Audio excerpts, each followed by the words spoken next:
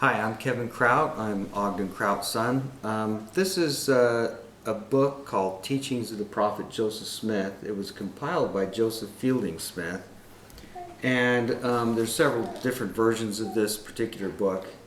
This one seems to be the most popular color in the popular book. One of the interesting things is my father used to call this the fifth standard work. I actually have his version of this book, and it's dog-eared and marked everywhere. And there's some interesting stories about this. One of the proofs of the Adam-God Doctrine was that this particular book had information in it, and there were several places that kind of always hinted that Joseph kind of hinted about things in this. And one of them was in Teachings 190, page 190, and it talks about the three personages. Now, I'll read this, and it says, "Everlasting covenant was made between three personages before the organization of this earth, and relates to their dispensation of things to men on the earth. These personages, according to Abraham's record, were called God the first, the Creator, God the second, the Redeemer, and God the third, the witness or testator." Now, what's interesting is when you look at this in detail, what this is trying to say is he's saying right here that these three personages before the organization of this earth, and relates to their dispensation of things to men on the earth. And so these gods, each one of these gods came to the earth in their dispensation of time. Well, the first one was the Creator, which was Adam. It says that he was the Creator. And the second, God the second, the Redeemer, which we know was Christ. And he was in the meridian, or in the middle of time.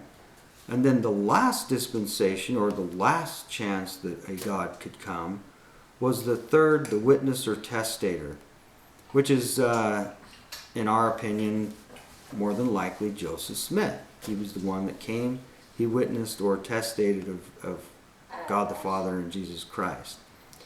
And this is the last dispensation. Who better than the one who opened the last dispensation here on the earth? Now, that's always disputable, this whole who's the witness, who's the testator. My father wrote a whole book on that, One Mighty and Strong, that describes different things of who that is.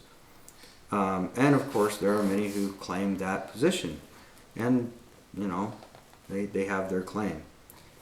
Now, the important part about this is that it talks about, or it explains here, that these are gods. These are beings who have made it on another world, or have gone through that mortality, and now they're coming back to this mortality, back to this earth.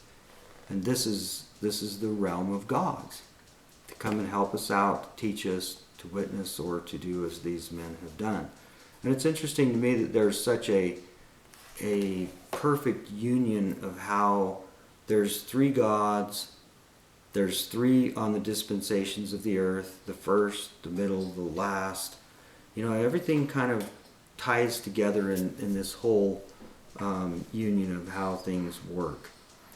And so this particular passage, if you look at it in detail, is saying that God the first, the Creator, that when Brigham Young said that Adam was our God, you know, this is Adam, the first man who was the Creator, and so this was proof of the Adam-God Doctrine.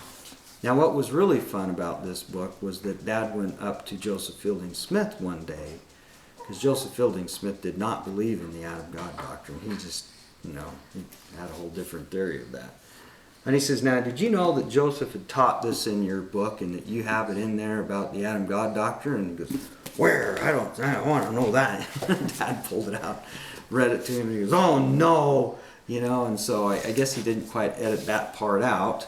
And so there was more evidence for what the fundamentalist people believe in the Adam-God Doctrine.